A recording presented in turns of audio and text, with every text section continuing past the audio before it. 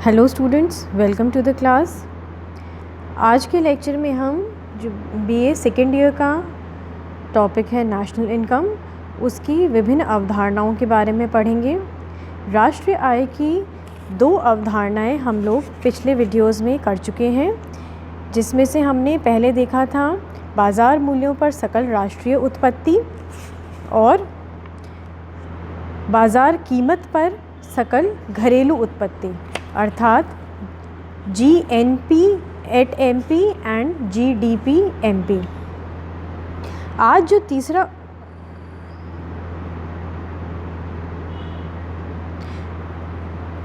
तीसरा कॉन्सेप्ट हम लोग पढ़ रहे हैं वो होगा साधन लागत पर सकल घरेलू उत्पाद, GDP FC। इसे इंग्लिश में कहते हैं gross domestic product at factor cost. GDP FC का क्या अर्थ होता है? इसका मतलब होता है GDP FC is the sum of net value added by all producers within the country. एक देश में जो भी विभिन्न उत्पादक हैं वो किसी वस्तु में कितना मूल्य जोड़ रहे हैं, उन सब का जो कुल योग होता है वो GDP FC होता है। इसका मतलब क्या हुआ कि कोई भी वस्तु जो विभिन्न उत्पादकों के पास जाती है, जैसे कि गेहूँ है, गेहूँ उत्पादकों के पास जाएगा तो वो गेहूँ को प्रोसेस करके उसका आटा बनाते हैं।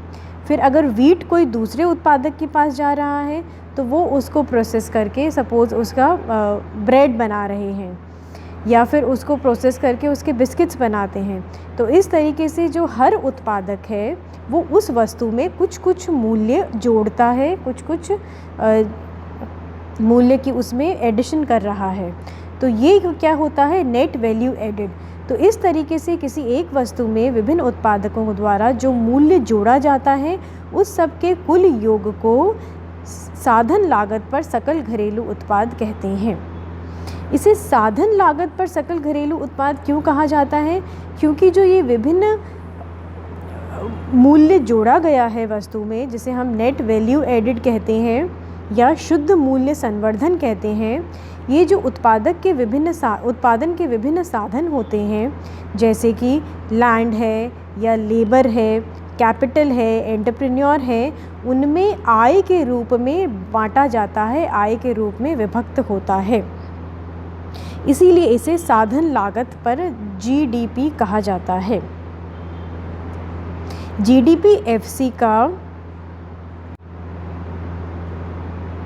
GDP FC को कैलकुलेट करने का तरीका क्या होता है?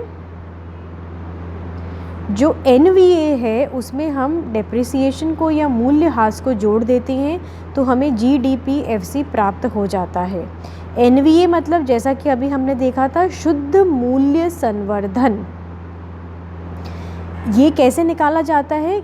शुद्ध मूल्य संवर्धन या NVA निकालने का फॉर्मूला होता है जो भी प्रोडक्ट की वैल्यू है, जो भी हमारे प्रोडक्ट का मूल्य है, उसमें से मध्यवर्ती वस्तुओं का मूल्य को और मूल्यह्रास को माइनस कर दिया जाता है। मध्यवर्ती वस्तुएं कौन सी होती हैं? वे वस्तुएं जिनका उपयोग आगे और किसी दूसरी वस्तु का निर्माण करने में किया जा रहा है। तो उन वस्तुओं के मूल्य को जब माइनस कर देते हैं तो हमें वस्तु का मूल्य प्राप्त हो जाता है और इसको हम कहते हैं शुद्ध मूल्य संवर्धन, नेट वैल्यू एडेड। जो विभिन्न सेक्टर्स होते हैं इकोनॉमी के, वो सब कुछ ना कुछ मूल्य संवर्धन का काम करते हैं, और जब सारे सेक्टर्स का नेट वैल्यू एडेड जोड़ा जाता है तो उससे हमें क्या प्राप्त होता है? Net domestic product at FC, NDP FC, जिसे हम डोमेस्टिक फैक्टर इनकम भी कहते हैं। डोमेस्टिक प्रोडक्ट क्यों है? क्योंकि हमारे देश में जो विभिन्न सेक्टर्स हैं, विभिन्न क्षेत्र हैं, उनमें उनके द्वारा जो मूल्य जोड़ा जा रहा है उसको हमने इसमें कैलकुलेट किया है। तो इसीलिए क्या हो जाएगा? शुद्ध घरेलू उत्पत्ति।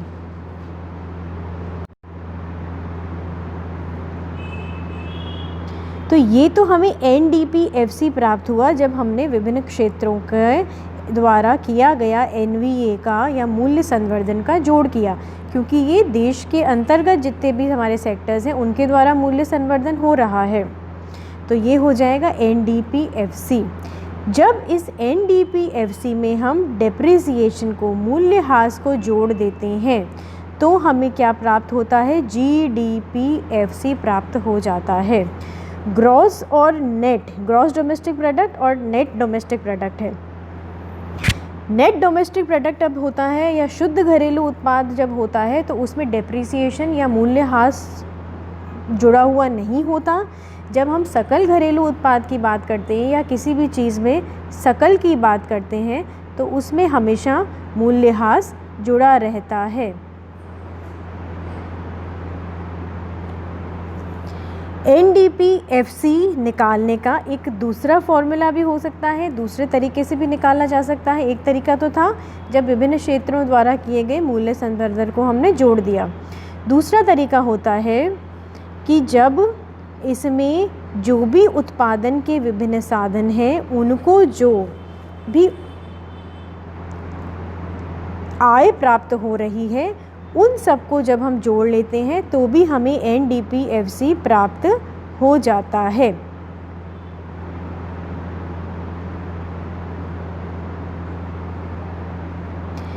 इसका फॉर्मूला क्या हुआ?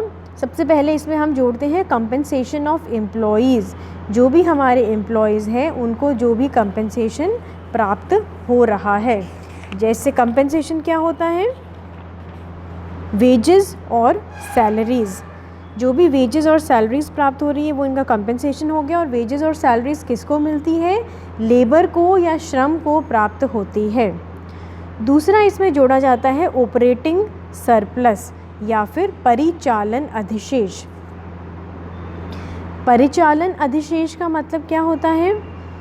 इसको हम जो भी हमारी प्रॉपर्टी है या जो भी हमारे उद्यमी हैं उनसे जो इनकम हमें प्राप्त हो रही है उसको इसमें जोड़ा जाता है। तो इसको हम कहते हैं ऑपरेटिंग सरप्लस या फिर परिचालन अधिशेष। इसके अंतर्गत जो भी इनकॉर्पोरेटेड फॉर्म्स हैं और अनइनकॉर्पोरेटेड फॉर्म्स हैं दोनों के ही बिजनेस प्रॉफिट को इसमें हम जोड़ रहे हैं। तो एक तरीके से हम कह सकते हैं जो उद्यमियों को जो आय प्राप्त होती है जो कि लाभ के रूप में होती है वो ही हमारा ऑपरेटिंग सरप्लस या परिचालन अधिशेष होता है। तीसरा इसमें वैल्यू आती है वो है mixed income of the self employed. जो लोग व्यक्ति स्वरोज़गार में लगे हुए हैं उनकी मिश्रित आय। स्वरोज़गार मतलब यदि कोई लॉयर है वो खुद अपनी प्रैक्टिस कर रहा है, अपनी पर्सनल प्रैक्टिस करता है तो वो सेल्फ एम्प्लॉयड की कैटेगरी में आएगा। यदि कोई टीचर है जो घर पे ट्यूशन्स पढ़ाता है तो वो सेल्फ एम्प्लॉयड की कैटेगरी में आता है। कोई डॉक्टर है जो अपने घर पे पर्सनल प्रैक्टिस करता है, अपने क्लिनिक अपनी खोल रखी है जिसमें वो प्रैक्टिस कर रहा है तो उसकी आय भी मिक्स्ड इनकम या फिर मिश्रित आय में आती है। तो ये सब कैटेगरीज होती हैं स्वरोज़गार की।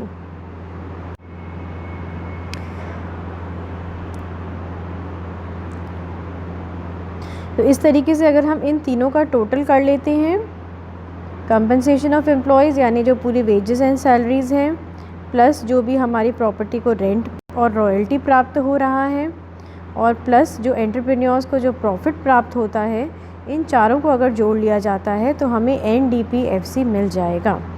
NDPFC का अर्थ हुआ कि हमारे देश में जो भी विभिन्न उत्पादन के साधन हैं, उत्पादन के कार्य में संलग्न हैं, उनको जो आय प्राप्त हो रही है वो क्या कहलाती है? साधन लागत पर शुद्ध घरेलू उत्पत्ति। इसमें मूल्यह्रास को नहीं जोड़ा जा रहा है। अगर हम मूल्यह्रास जोड़ देते हैं तो हमें GDPFC प्राप्त हो जाता है।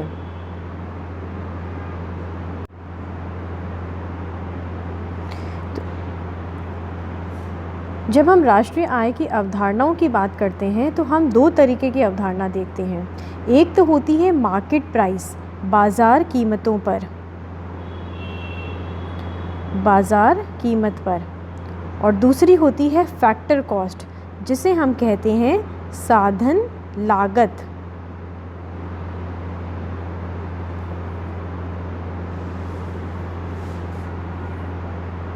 बाज़ार कीमत और साधन लागत का अर्थ क्या हुआ? बाज़ार कीमत का मतलब होता है वह कीमतें जिस पर कोई भी वस्तु उपभोक्ता के द्वारा बाज़ार से खरीदी जाती है या जिस कीमत पर वस्तु बाज़ार में बिक्री के लिए उपलब्ध होती है। और फैक्टर कॉस्ट का मतलब क्या हुआ? किसी भी वस्तु का उत्पादन, प्रति इकाई का उत्पादन करने के लिए जो कॉस्ट हमें वहन करनी पड़ती है, जो लागतें वहन करनी पड़ती हैं, वो होती है फैक्टर कॉस्ट। तो यदि हमें बाज़ार कीमत दे रखी है तो हम उससे वस्तु की फैक्टर कॉस्ट निकाल सकते हैं, और अगर फैक्टर कॉस्ट दे रखी है तो उससे हम मार्केट प्राइस निकाल सकते हैं। क्या फॉर्मूला होता है इसका?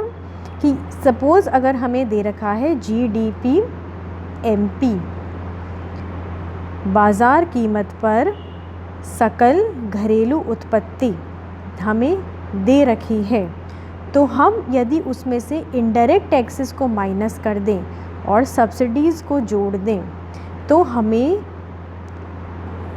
साधन लागत पर GDP-FC प्राप्त हो जाता है। इनडायरेक्ट टैक्सेस को माइनस क्यों कर दिया जाता है? क्योंकि जब कोई वस्तु बाज़ार में बिक्री के लिए उपलब्ध होती है तो उसमें उसकी कीमत में जो भी परोक्ष कर होते हैं वो जुड़े हुए होते हैं, और अगर हमें साधन लागत निकालना है तो हम क्या करते हैं, उन कीमतों में से जो परोक्ष कर होते हैं उनको माइनस कर देंगे और सब्सिडीज़ को जोड़ देंगे, तो इससे हमें साधन लागत प्राप्त हो जाता है।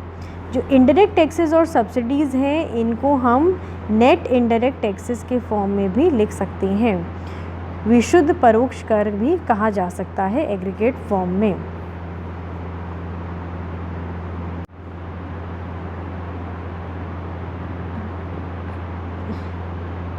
परोक्ष कर क्या होते हैं? जो कि जैसे कि उत्पादन शुल्क हो गया, बिक्री कर हो गया, ये इसलिए घटाए जाते हैं कि इनकी राशि उत्पादन के साधनों को प्राप्त नहीं होती, ये केवल सरकारी खजाने में ही जाते हैं।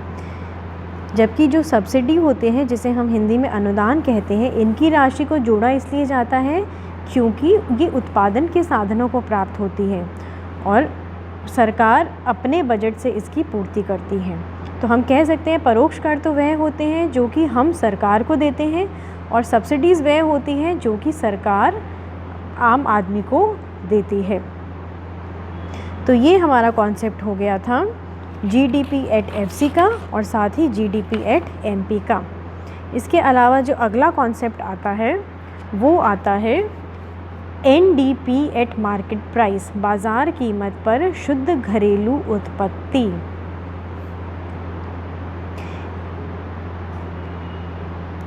NDP क्या होता है? It is the value of net output of the economy during the year. जो भी एक वर्ष में विशुद्ध उत्पत्ति या विशुद्ध उत्पादन हुआ है किसी अर्थव्यवस्था में, उसकी टोटल वैल्यू को हम NDP कहते हैं। GDP और NDP में अभी हमने देखा था क्या अंतर होता है। GDP की बात करते हैं तो उसमें जो भी मूल्यह्रास होता है वो जुड़ा होता है, लेकिन जब हम NDP की बात करते हैं, शुद्ध की बात करते हैं, इसका अर्थ ये हुआ कि इसके अंतर्गत मूल्यह्रास की राशि जुड़ी हुई नहीं है।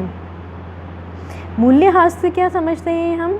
कि सपोज़ कोई मशीन हमने आज ख़रीदी है और वो हमारे उत्पादन के काम में आती है, लेकिन जितना उत्पादन वो आज कर रही है अगले 5 सालों में, 10 सालों में उसका उत्पादन का स्तर वह नहीं रहेगा, क्योंकि यूज़ करते करते उस मशीन में कुछ वियर एंड टियर आता है, कुछ घिसावट आ जाती है, उस मशीन का जो क्वालिटी है वो कम हो सकती है। तो इस कारण से थोड़े समय में हो सकता है वो मशीन ख़राब हो जाए या उसकी जो कैपेसिटी है वो पहले से कम हो जाए। तो ये क्या होता है, इसे कहते हैं कि उस मशीन का मूल्यह्रास हो जाना। तो ये जो मूल्यह्रास की वैल्यू है, जब हम इसको माइनस कर देते हैं तो हमें शुद्ध की प्राप्ति होती है, और यदि हम इस मूल्यह्रास को जोड़ देते हैं तो हमें सकल मूल्य की प्राप्ति होती है। इसको जो मूल्यह्रास होता है इसको डेप्रिसिएशन कहा जाता है, कई बार कंजप्शन ऑफ फिक्स्ड कैपिटल भी कहा जाता है, या फिर फिक्स्ड कैपिटल अलाउंस इस नाम से भी इसको जाना जाता है।